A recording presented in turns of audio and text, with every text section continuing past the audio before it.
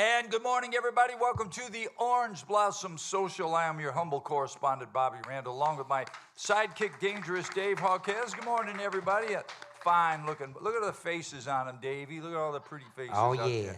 And our sidekick, Fast Eddie's here. He's always along. Good morning. And producer Heather and producer Captain Kurt's here. And I'm Bobby Randall. And listen, I'm going to start the show out a little different because usually we just talk about the Orange Blossom Opry. But I've got a buddy, and we're able to get him online. We're trying this new technology here, which is always, hey, sir, you're late.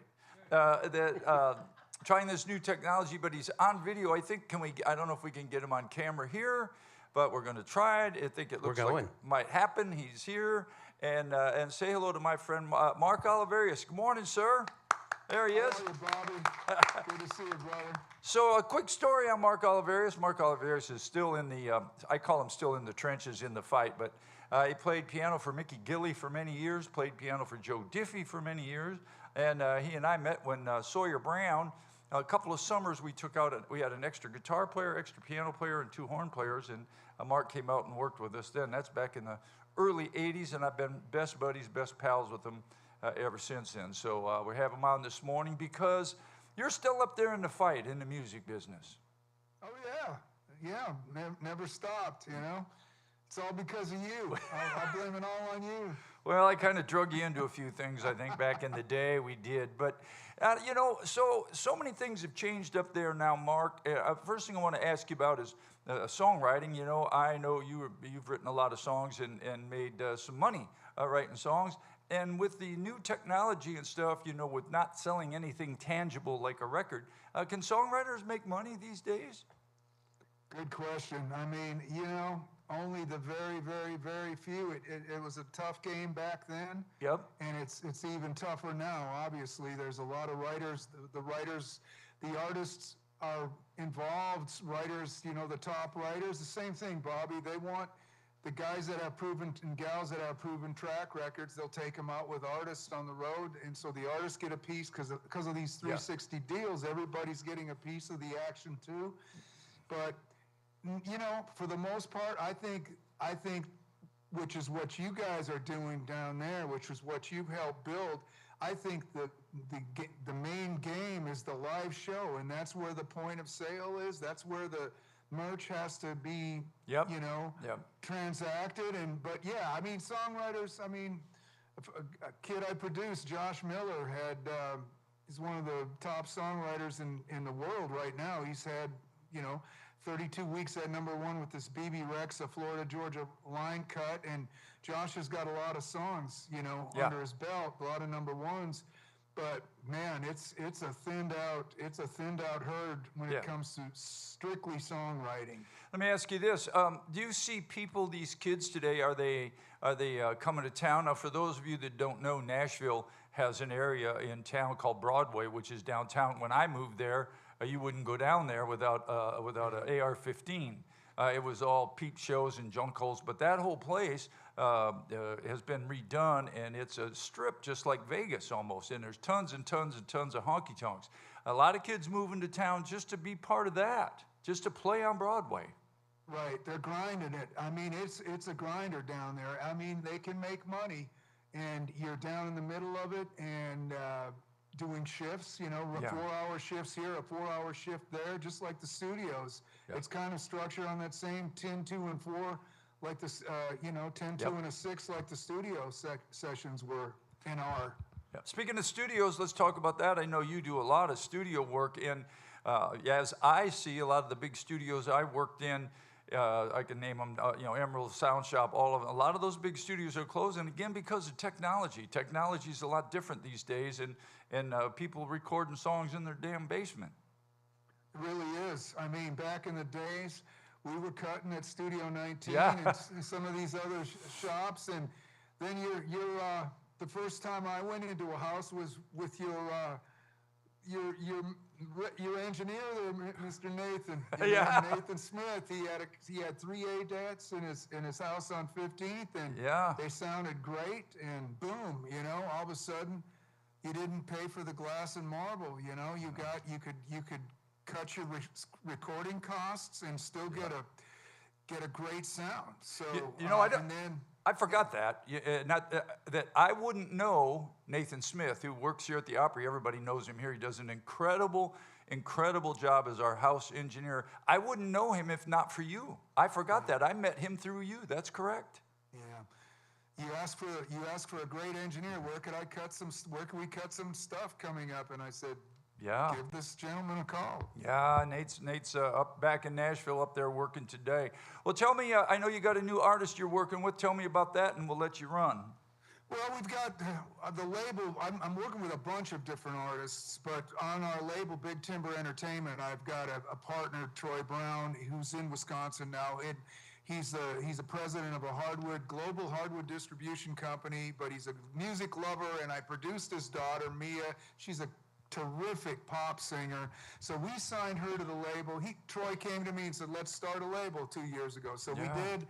We've got a bunch of different avenues with this label.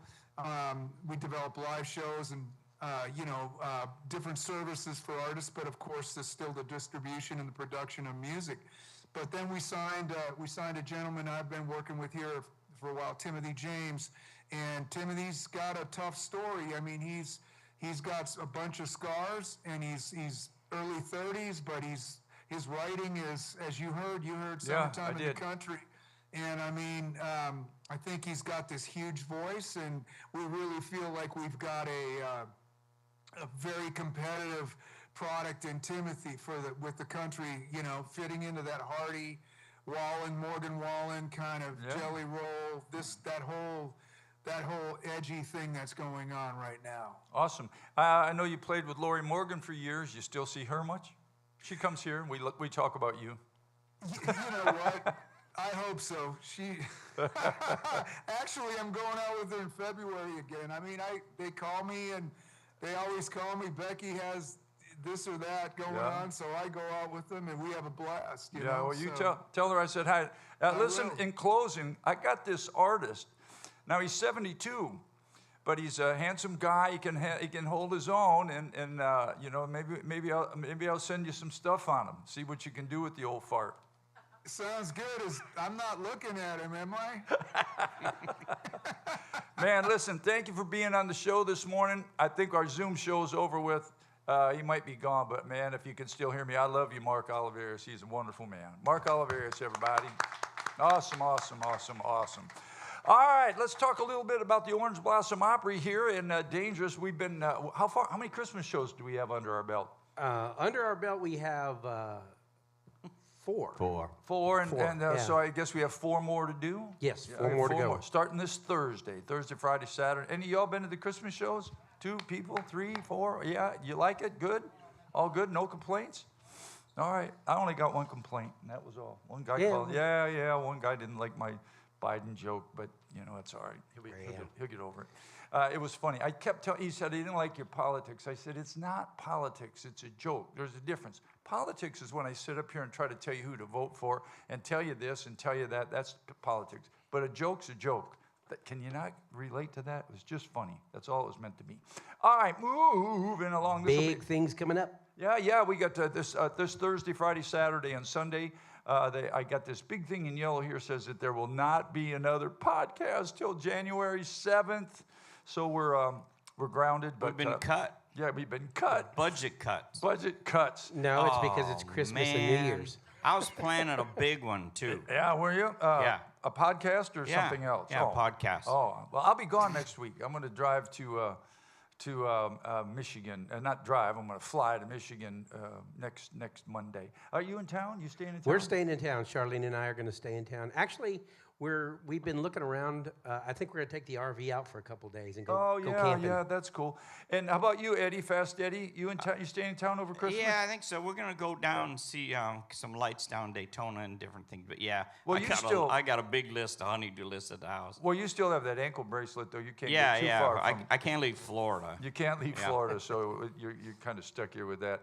All right. Well, couple important things I want to say, especially for my mom. Yep. We will be streaming the last Christmas show. Yeah, so on December 22nd, because my mom was like, "I miss watching you guys play." Yeah. Because mom and dad, our show comes on every night at dinner time, so they sit there and watch watch us play while they eat dinner. Yeah, to everyone who watches the show, and my my cousin Mitchell as well, we're dark now on Thursday, where we usually have shows Thursday, Friday, and Saturday. We don't, because we're running our Christmas show this Thursday, Friday, and Saturday. We'll be zip. There'll be nothing. We won't be on. I think Captain Kurt, can you run some I Love Lucy reruns? But speaking of reruns, you can watch reruns on all of our social media platforms. Which are? We've got Facebook, Instagram, Spotify. We have our new app that just recently launched. You can download our app, and on the app you can't watch anything but the podcast. But on YouTube and Facebook, you can go back and watch previous shows. I got you. I mean, you can go back like a couple of years, I think. So Wow. What else? does that mean that we have a whole week off while you guys are in rehab, and then we come back and do the last Christmas show? No. After? That means the last Oh, Christmas it last show. before you guys go into rehab. Yeah. We're going. I'll tell you who needs to go to rehab. Not me, but this guy next to me and our bass player. Yeah. Those boys have got a serious addiction. They drove down to Florida yesterday, and what were you down? What'd We you buy? went to Tampa, and we went to a very cool shop, Replay Guitar Exchange there in Tampa, and neither of us had ever been there, and I found a really, really cool guitar. Charlene, don't listen. Yeah. But and then Keith, actually, you know what's funny is we got there, and I'm playing some guitars and checking out some amps and stuff, and the salesman comes up and goes, "Wow, you're a really good guitar player." I was like, "Oh, thanks, I appreciate it," you know. And then Keith comes and plays it. And he's looking at Keith, and he looks at me. He goes, "That's your bass player?" Yeah. You used to be a good guitar player. Right? Well, I don't think it's anything anybody doesn't know, but It was such a cool shop that Keith never even made it into the bass room. oh, really? Just Yeah, didn't? I was like, did you see this bass? He's like, I didn't even know they had a bass room. I'm good. Yeah. Keith did buy a new amp though. They got him a reissue there. That's awesome. A really cool Fender uh, Deluxe Reverb. There's a lot of addictions in this group. Yeah. Well, no, just for that sort of stuff. I'd rather be addicted to that than anything Yeah, else. no, that's a good addiction. And my coffee, of course. Yeah. Yeah. Well, it's Coffee. I'm on the wagon right now. I just my last two guitars I bought were pretty steep. I spent $10,000 in 1 month or 2 months. Yeah, that was a little bit. 10 grand. I bought two guitars, and so I'm sitting down for a while, kind of healing. I'm in the 12-step program. Let's see. Of course, starting here at the first of the year, you know, our Blues and Brews things start out with Marcia Ball on January 1st. Oh, yeah. We got lots of shows coming on.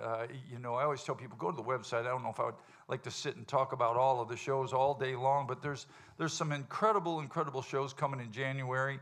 Larry Gatlin and the Gatlins will be here. Jason D. Williams will be here. The Cleverleys. Crystal Gale will be here. And Louis Prima Jr. promises to be here. Last year he stiffed us. But he got sick. Yeah, he got sick, but it worked out good for you. Yes, it did, because that was my audition weekend. Yep. Here's something that our producer Heather put in here that I thought was pretty cool. Dwayne Probst, who you know from the band Little Texas, was born on December 17th. That is today. So happy birthday to Dwayne. Oh, I think I got Dwayne. I'll see if I have Dwayne's number. I might And have it is Tracy Bird's birthday today. My buddy Dale plays fiddle for him, and I saw that this morning. Tracy Bird. Janie Fricky, who our piano player used to play for. All these people have been here, too. John McEwen, founding member of the Nitty Gritty Dirt Band, born on the 19th. And Marty Rose got one coming up on the 28th. He was born on Christmas Day. Did you know Jimmy Buffett was born on Christmas Day, y'all? I didn't know that. And so was Barbara Mandrell. So was Steve Warner. Oh, was Steve Warner born on Christmas Day? Yeah, his middle name is Noel. Is that right? I'm not even kidding. I It's Noel. I didn't know that. It's Noel, but it. But the most important one's on the last one on the list. Hung me out. John Denver? Yeah. He was born December 31st. Yeah. Yeah, in Roswell, New Mexico. Yes. Dave knows where that is, right? Yep. Oh yeah. Isn't that where the aliens live? Or Yeah. Well, that's why. That's where he came from. That's why he was the That's way why he was. it's so good. Yeah, man. Talk about addiction. That guy, Rocky Mountain High. I always wonder. You know, Captain Carl comes here. Not Captain Carl, but Dr. Carl comes here. Does an incredible John Denver, and he knows all this trivia about him. But nobody ever asks him, you know, hey, how often was old John Denver hitting the blunt? You know, nobody ever asked him that. So maybe I'll ask him that this time when he's here. I think it was more alcohol. High and Rocky Mountain High is a not a substance high. It's a beauty high. No, when you see the fire in the sky, you don't see fire in the sky on alcohol. that was a do you? meteor. That was a meteor. That has nothing to do with that. Oh, I know a lot about John Denver. All right, everybody sing. Sit around the campfire and everybody is high. What does that mean? Well, it was the 70s. Oh, yeah. I'm not saying that wasn't. I'm not saying that wasn't passed around. I'm not saying it wasn't there, but I was we need to do that. When Eddie said he knew a lot about John Denver, I thought he was about to say he knew a lot about weed. Yeah, that's No, what I'm it working is. on that. If they would have legalized it, I'd have been an expert. Yeah. I Now, you thought it was know- because Denver was called the Mile High City. Yeah, it was. Mile Yeah, High see, City. it's a. You've been in Colorado. You see how beautiful it He is. didn't live in Denver, though. Didn't he live in Boulder? Aspen. Aspen? Yeah. I was in Close Aspen. enough. We were in Aspen. Yeah. We were in Aspen this summer? Yes, sir. Yeah, we were in Aspen this summer, Mike and I on the motorcycles. We didn't see Denver, but I'm trying to remember. We went over something and ended up there, and were they having a big parade or some It kind was, of yeah, it was the 4th of July. They were having the 4th of July parade. We So- had to skirt around the city, but I guess we were there on the 4th of July. yes. Aspen, Colorado. Mike and I were there. You need to go on that motorcycle trip with us. That'd be We're already fun. starting to plan it this year. Eddie, what you got going up there, pal? Oh, hey, we got the. This one is, of course, the T.G. Shepard album that T.G. when he came in here. But the most important part is T.G. brought. I just went blank, Heather. Yeah. Yeah, TG brought. His wife Kelly, but Jeannie Seeley, and we want to send out Oh, prayers yeah, to Jeannie I Seeley saw because she that. lost her husband this Yeah, past week, it was- and that's really what I was thinking of Jeannie on this one. She is such, and her husband was a great guy too. Jean was really special, but we're sending out all of our prayers and love. To I sent Jeannie a text Seeley. to her. She Yeah. texted me back. I sent Yeah. a text and said, sending love to you. She's a sweetheart. So speaking of T.G. Shepard, I butt dialed T.G. Shepard 2 days ago. I was here. I don't know how I did it. I was looking for somebody, and my phone dialed, and then I thought I hung up real quick, and then he called me back. And he's a fine fella. T.G. comes here, and for a guy that's that big a star, had that many hit records, and what a career he's had, to be just such a humble guy. Just a guy that's just as humble as they come. Man, he's just the nicest guy. Tells some great stories too. He's got lots of stories. You know, Elvis liked him, and Elvis gave him a bus. And we have a bus sitting out there. What's up with that bus, Yeah, Eddie? yeah. Why does it say Maybe- Orange Blossom Opry Tour on it? Soon, I'm working on painting. You know, I don't know how to spell Orange Blossom Opry, but Just once put we get that OB. figured out, we'll get it on there. Yeah. Well, just put OBO Tour. OBO tour. The OBO Tour. We're on the OBO Tour. We'll drive you around the block Yeah, all right. Hey, speaking of OBO Tour, it's got to nothing the to do with guitar this. shops. Elvis will be here January 2nd and 3rd, y'all. Cody's going to be here with 2 different shows. And if you're an Elvis fan, you want to see Cody. If you're not an Elvis fan, come anyway, and he'll make you one because he's pretty awesome. He's that good. As always on our podcast, we have, if there are questions, sometimes I get home and I look at the notes and see questions in there. So if you have any questions out there for you folks, please fire away. Captain Kurt will take care of that. And we can ask away. And if there's any questions down here, that's what Mike does. He runs around with a microphone and puts it in front of your face. So if you have any questions, raise your hand, and we'll be glad to just chat with you instead of blabbing back and forth. Well, for the Blues and Blues coming up in January, people need to take advantage of our Christmas sale that we have going on right now. Any of the January Blues and Brews concerts, we have Marsha Ball, Bobby Rush. Who else do we have? Cedric the Entertainer.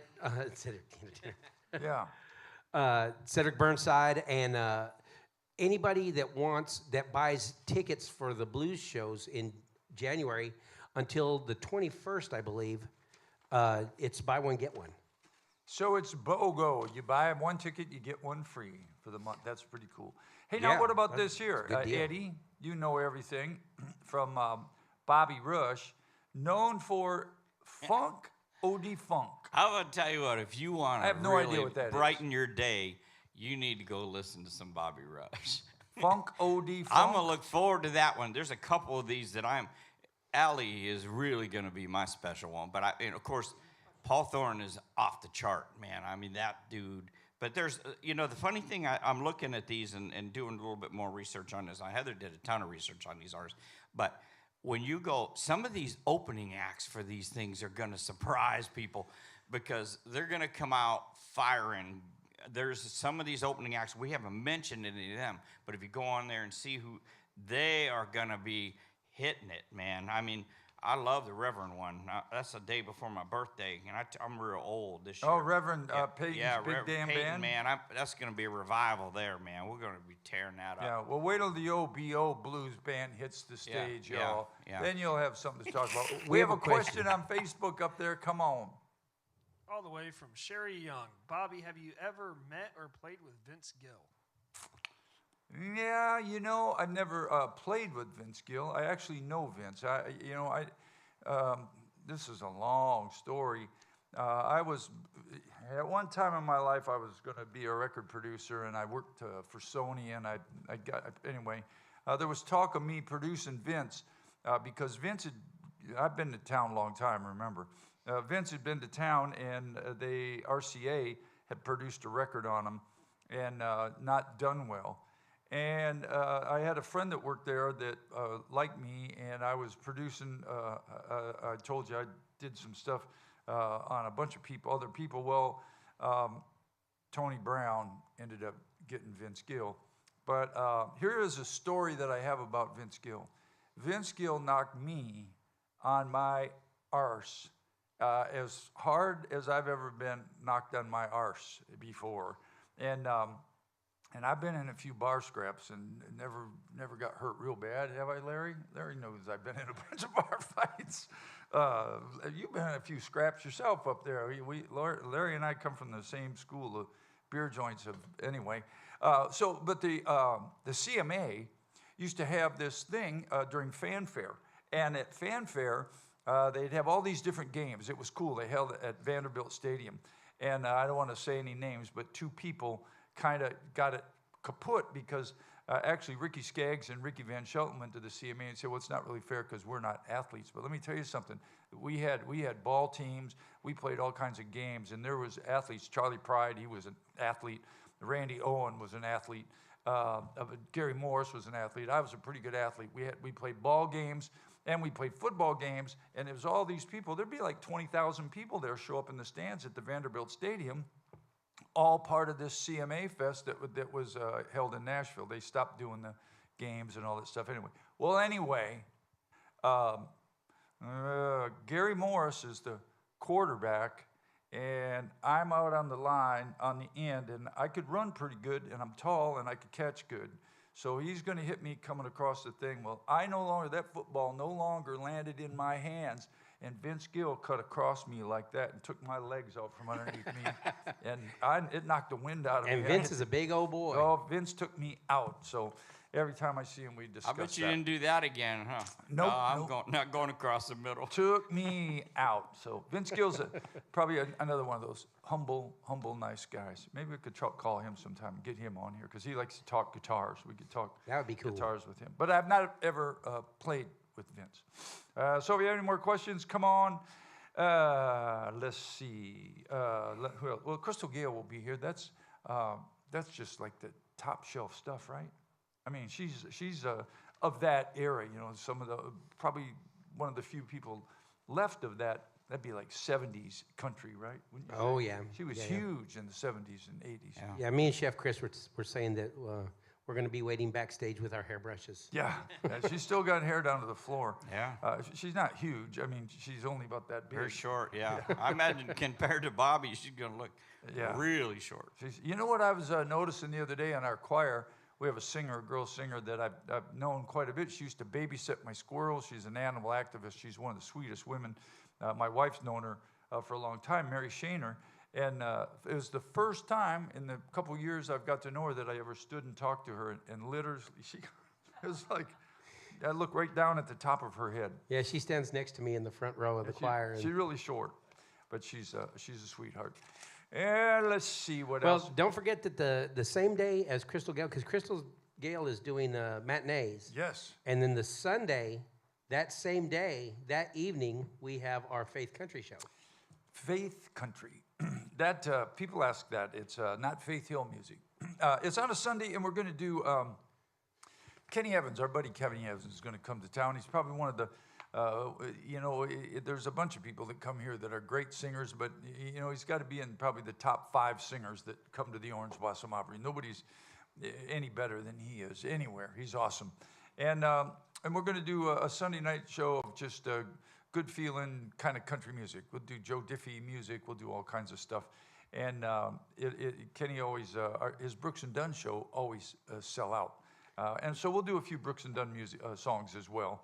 And we get to play for that show, so I'm excited for Opry that. Orange Blossom Opry Band. Just for old time's sake, you ought to get put Motherlode in the set list. That's funny.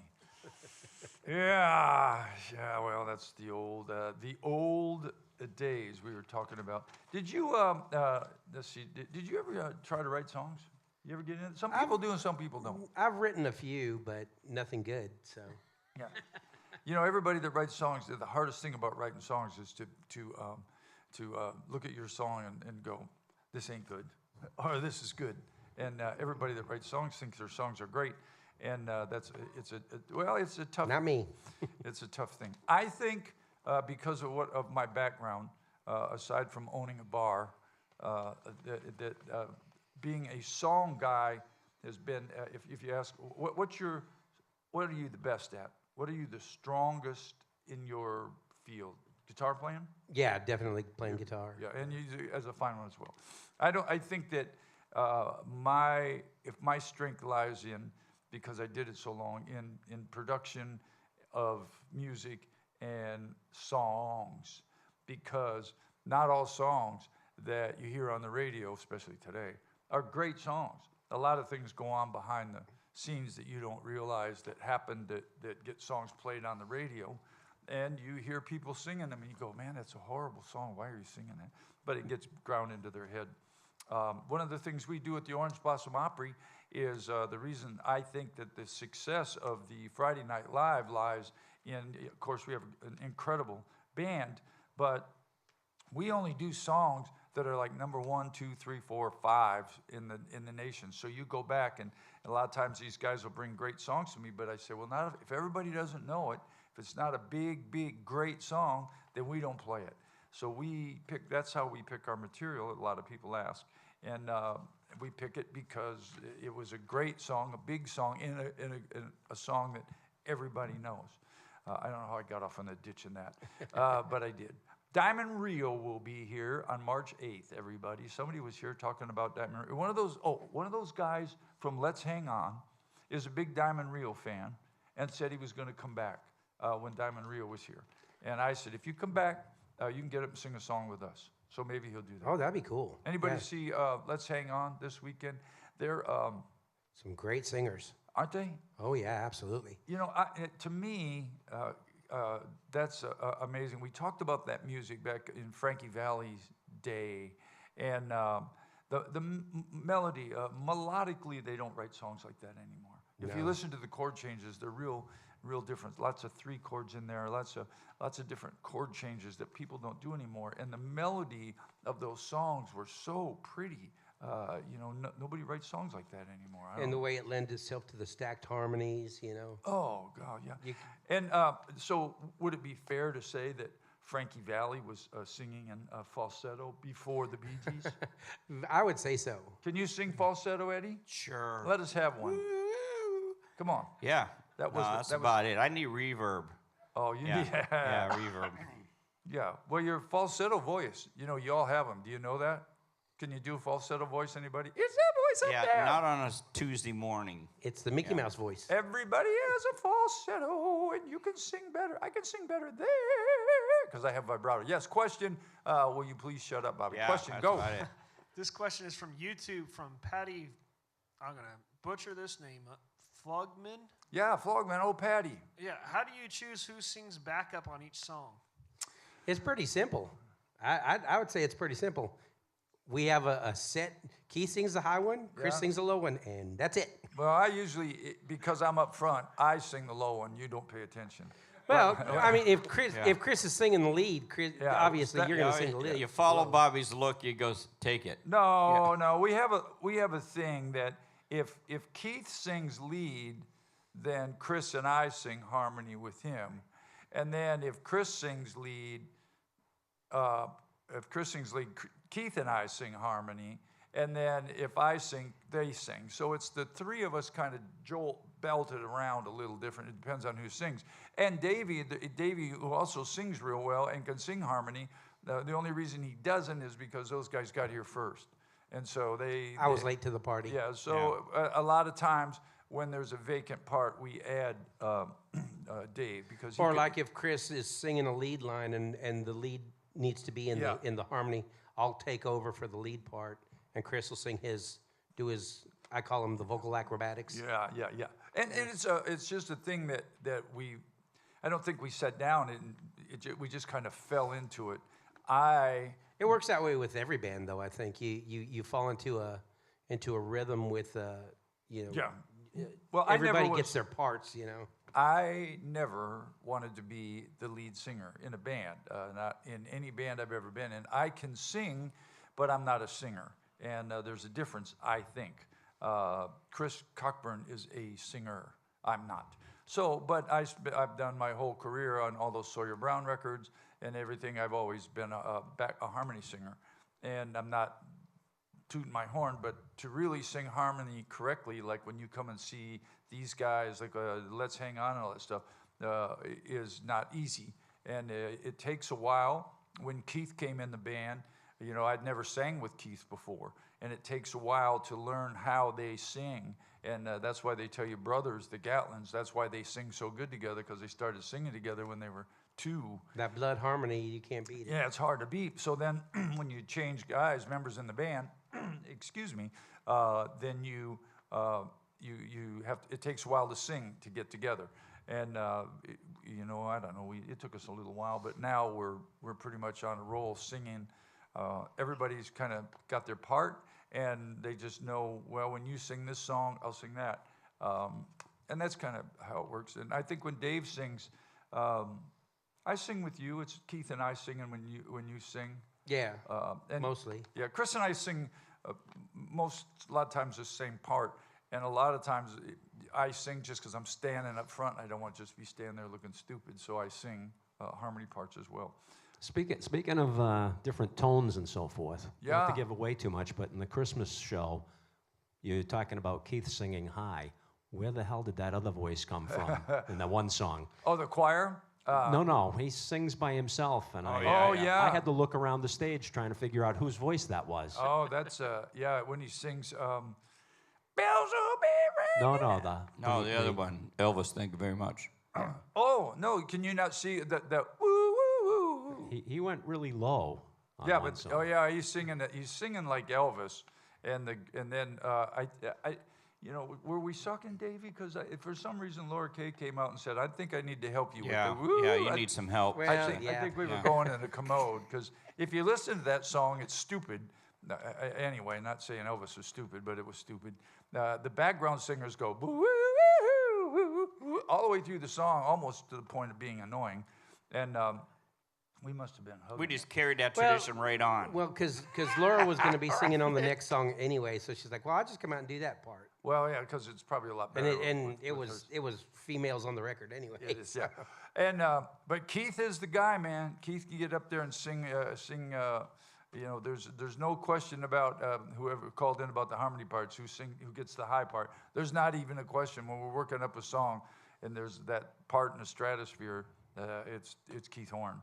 Nobody does it because he can get up there and sing with the owls or whatever.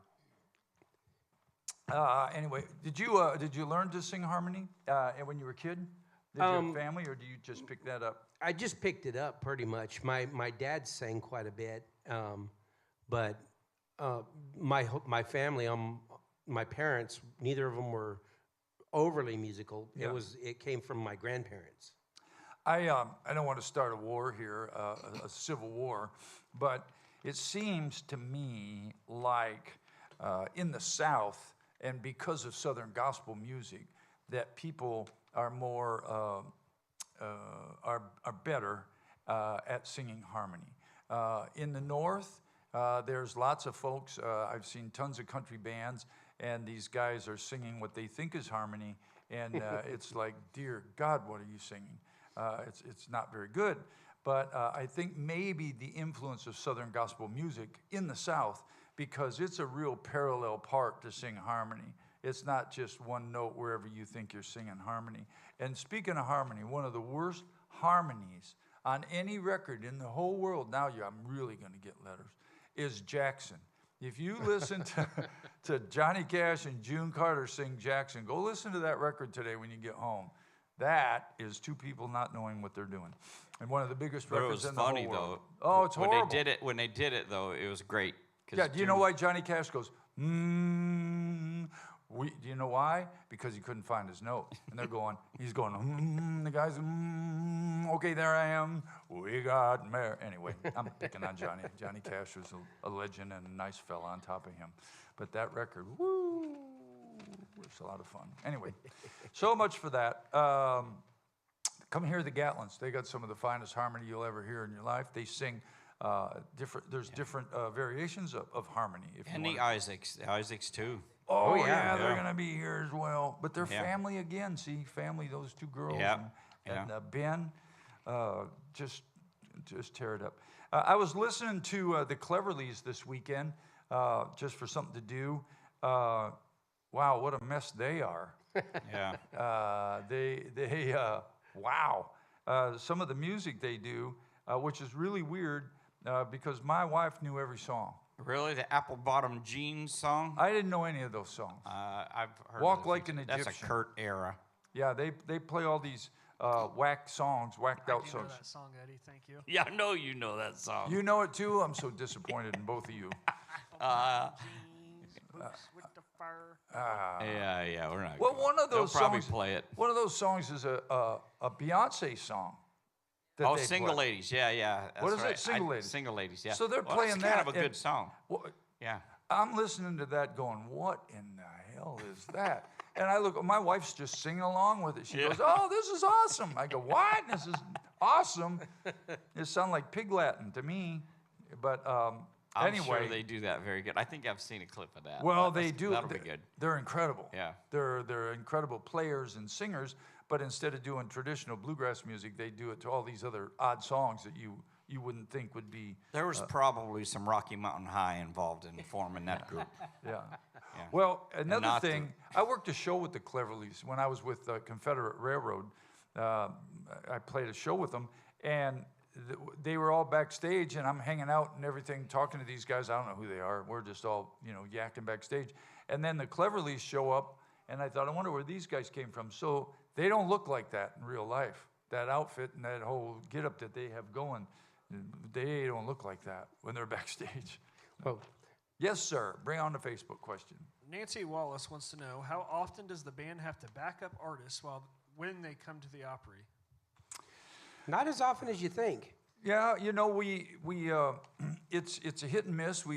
A lot of that has to do with the people that book the Orange Blossom Opry.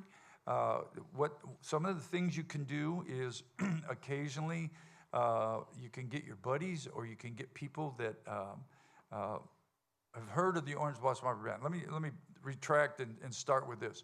Most artists don't like to do that. And the reason they don't like to do that is because they don't know what they're getting. So some guy books you in North Dakota and says, the house band will back you. And you get there and you go, oh my God, what happened? Or not picking on North Dakota, anywhere. So a lot of people don't like to do that. One of the things that I've tried to do here was make sure everybody that joins this band, I told Davey, I told everybody that before you come to this band, you have to be able to read. If you cannot read, you're out. Read music. charts. Yeah, you don't have to read. That's probably what happened with the lighting guy, because he can't read. No, you don't have to read to work here. And Kurt and Fast Eddie are prime examples of that. But I mean, to be in the band, No diplomas. Yeah, you have to be able to read music and read the Nashville number system. And then I got it out there. We backed a couple guys so we could get, that rapport up going, hey, man, this band down here is as good as any band anywhere. So a lot of guys come. And then what happens is you can get guys a little bit who are a little more popular, and they don't have to bring a band, so it becomes about money. So we can get a bigger name like Ty Herndon or Wade Hayes. We can get those guys because they don't have to bring a band, a bus, and all that. So it's a little better financially. And then they know now that the Orange Blossom Opry Band is probably going to be better than their band or equally as good. So hats off to Davey and the I don't boys. think I've Keith ever especially. heard any of the stars in the past, and we're speaking of the new formation of this band. I don't think I'd ever heard anybody else walk off the stage going, I'm not following that. But they are now. Yeah, well, one of the things that happened was in putting this band together, it kind of got overkill. And but here's how I look at it. If you're coming to the Orange Blossom Opry and you're an act, and you expect people to pay to see you, I don't care who you are, whether you're Wade Hayes or those guys, or if you're Joe Blow or whoever you are. It doesn't matter who you are. If the Orange Blossom Opry Band opens for you, I'm not going to tell my boys, hey, you know what, these guys aren't very good, so don't go out there. I don't do that. I think that you better, if you come here, you better show up with your A game. You expect people to pay money to see you, whoever you are, then the Orange Blossom Opry Band's not here to blow you off the stage or hurt you, but you better bring your A game when you come here, because my boys can hold their own, and I think that's how people should look at it. We need to go out there and do a great show because OBO Band is incredible, so I don't want those acts showing up doing a half-ass show for you people either. So they need to bring their A game when they come. I forgot to tell you about this, but some friends of mine at church come to Friday Night Lives a lot. Yeah. And, get all the time. And they said they took a vacation to Nashville, and they went up there for like a week. They said 4 different nights they went to different places just hoping they could find a band that was even close to the Orange Blossom Opry Band. And they said they didn't find one. Well, so that was a big compliment. So I give credit first of all to Roger and Heather Byers for letting me do this, because it's like I said, listen, if we're going to do this, we need to get players. So all my guys have been there, all my guys have been where those guys are, and so I don't think you can chime on this. Where would you go to find a better bass player than Keith Horn? Oh, I don't think you could. I mean, Honestly, I've played with some great bass players, but I don't think there's anybody short of jazz legends. Yeah, maybe the girl that played bass with Jeff Beck. yeah. That's about the only one I can even think that's even that league. But So- even then, Keith's played with Peter Frampton. Come on. Yeah. So what happens, and I sure hope the people at the Orange Blossom Opry, the fans, that you all come to see this, I hope that they can appreciate that, because they go out of here going, oh my God, I've never seen a band like that before. Well, that's true. We have, I say it and I mean it, we have the best players in the country. Every one of the guys in the Orange Blossom Opry Band could play for anybody. They could play for anybody. Vince Gill could call. You could go play guitar for Vince Gill tomorrow. You could go play for anybody. There's nobody that's going to call that you can say no. So all of them are like that.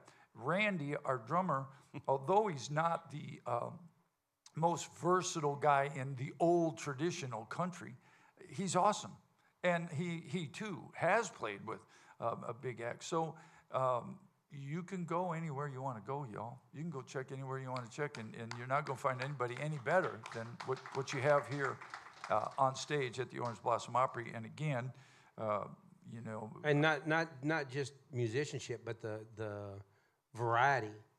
Sure. That's one of the best things about playing in this band is we can do our classic country night, do the Ray Price and the Webb Pierce, and then we can turn around and do Hoochie Coochie Man and why do you the figure blues that? tunes. And I think I don't know everybody's background. I know Keith started playing with his dad. I started playing with my dad, and my dad sang Ray Price and all that stuff. So that's why I know all that stuff.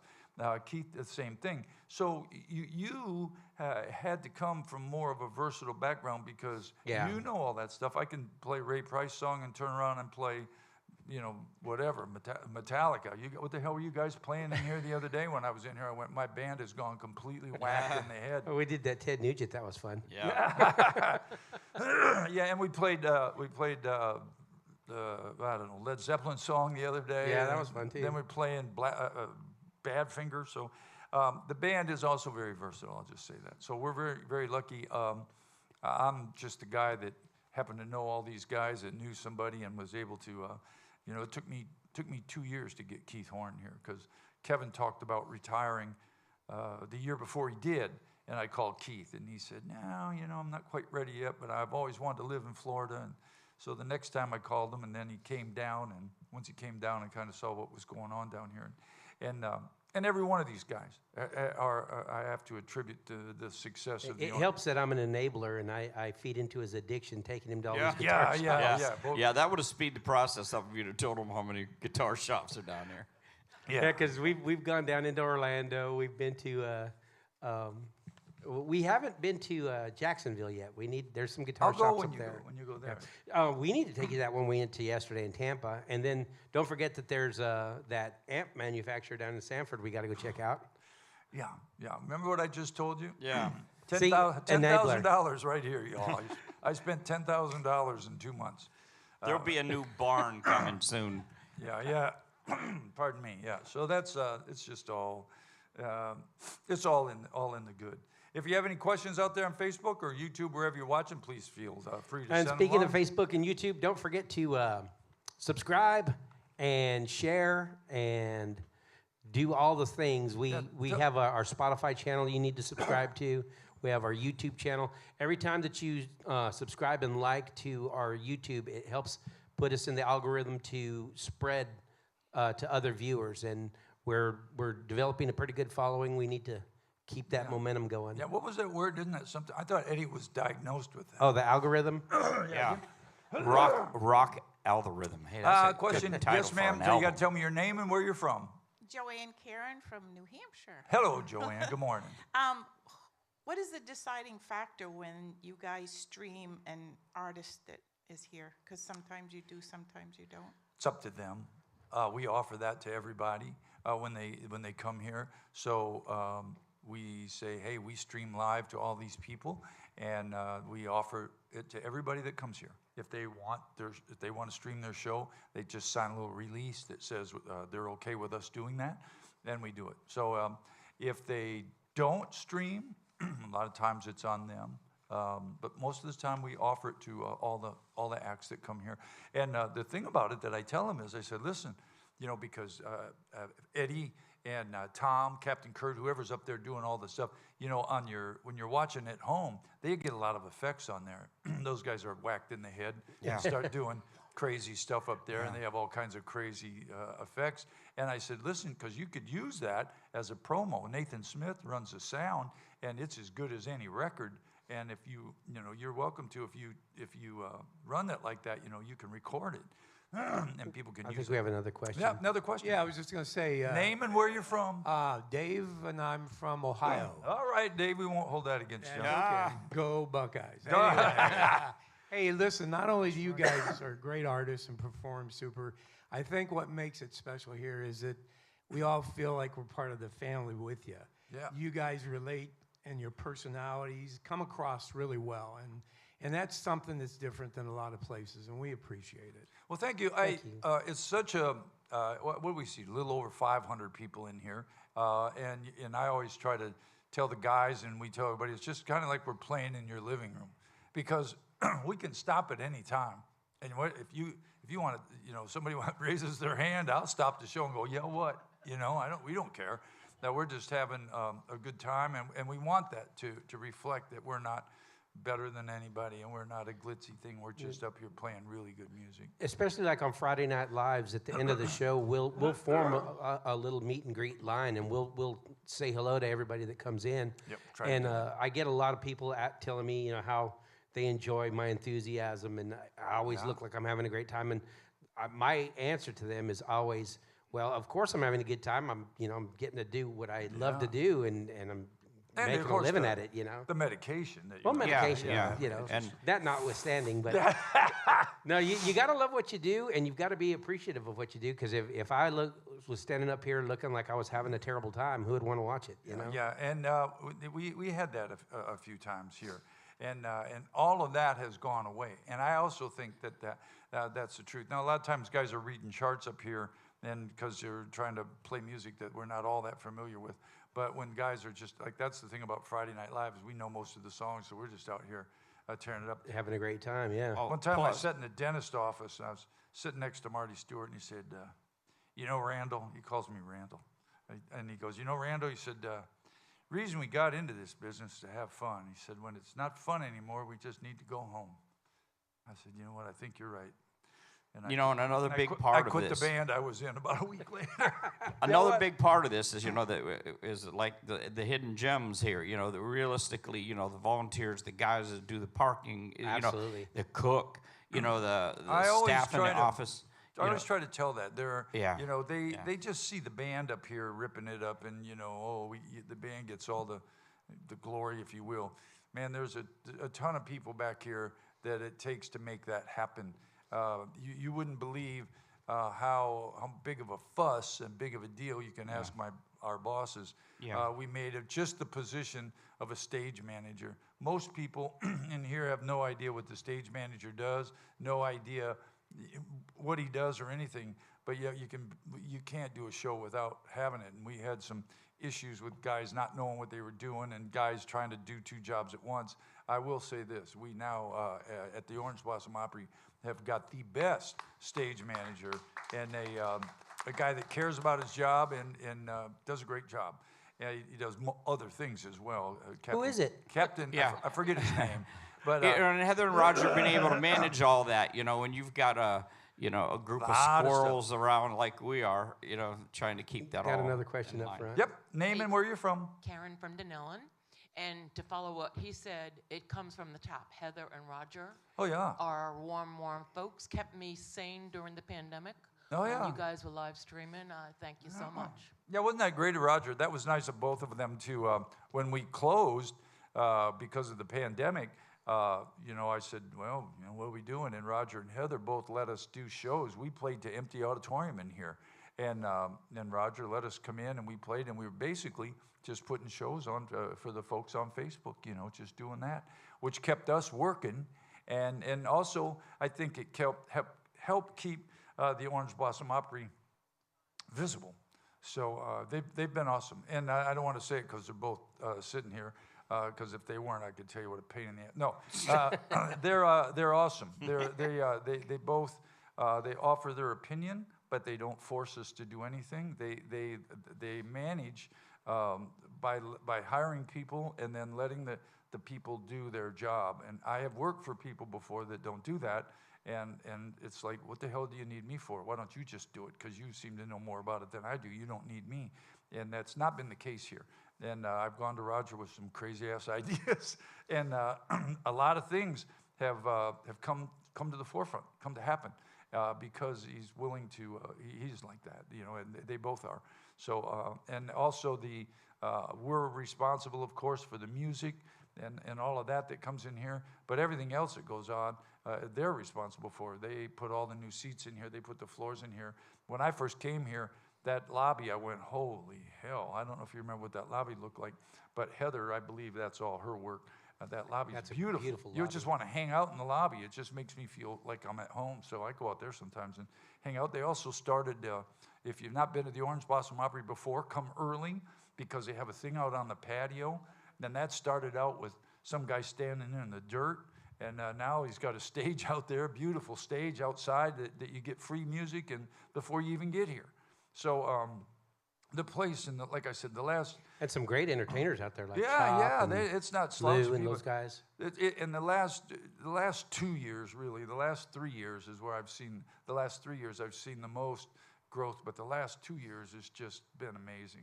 The changes that have been here, and that, I can't, none of the guys in the band have anything. That's all on management and owners that do all that stuff. For you folks, they do it. Yeah, well, So let's see. We have a guy Thursday night who you see Neil Bogus out here on Thursday night on our shows, and I can tell you this: I work just about every day at the Orange Blossom Opry. I do a lot of things behind the scenes as well, but I don't think anybody works any harder than Neil Bogus here, because getting all those people together.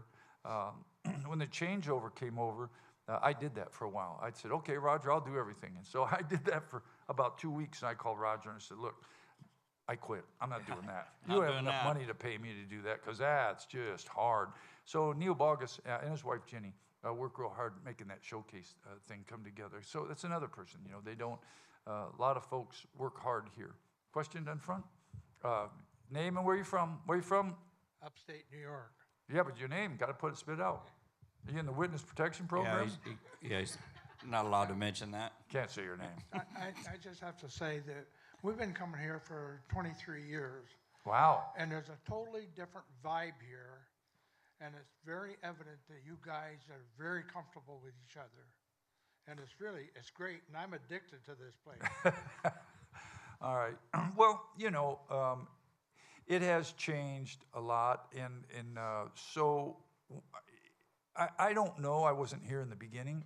I don't know what happened. I don't even know how this place started. I think some guy had an idea to start a music show in here. I know this is an old gymnasium. Somewhere there's a bunch of history about that. You know, I thought, Roger, maybe sometime we ought to put a little pamphlet together to sell like this that would talk about all of the history of the Orange Blossom Opry that people could buy or pick up, because I'm not sure of all of it, but I know there was a lady that owned it, and it was kind of a little mom and pop's place. I don't know what their vision was. You know, I don't know, because it's all about what your vision is. And so when I got here, I didn't know any of those other people. Roger and Heather were already here, and it was clunking along. You know, there was nothing wrong with this place. I couldn't stand the curtains, and I bitched about it all the time until I found out Roger picked them out. And then I went, oh, no, I love the curtains. I wish we'd bring the curtains back. They're awesome. But, you know, and I saw potential. I said, oh, my gosh, this place, because it was, you know, kind of about halfway here, and there'd be 150 people here, 200 people here and stuff, and I just, you know, this is what I do. I said, oh, yeah. And so when I talked to Roger, because I wasn't staying here, I was just a guy that was substituting and going back and forth to Nashville. And so when they sat down, they said, well, you know, here's kind of our vision for doing this and stuff. And I said, well, yeah, you know, if you're willing to do this, that, and that, you know, we can do all of this. And like I said, they've been awesome. And you can see what a little bit of work and some crazy ideas can I do. remember, remember the first night of the screens, you know, remember that?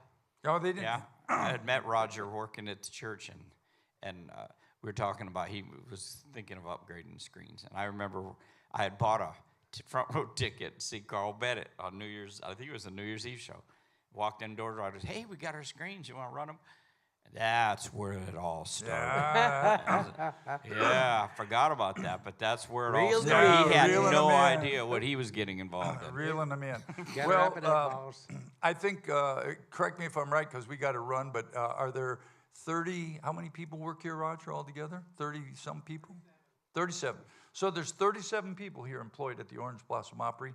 And like I said, most of those people you never see. All those people all work behind the scenes and do lots of things. 44 people. Well, so here's the owner. He doesn't even know how many it's people. growing already. What does he know? He don't know anything. All right, 44 people work here, and I'm going to do the best to make sure that I'm employed for a while. We will not have a podcast next Tuesday because we'll all be out of town. We'll be back.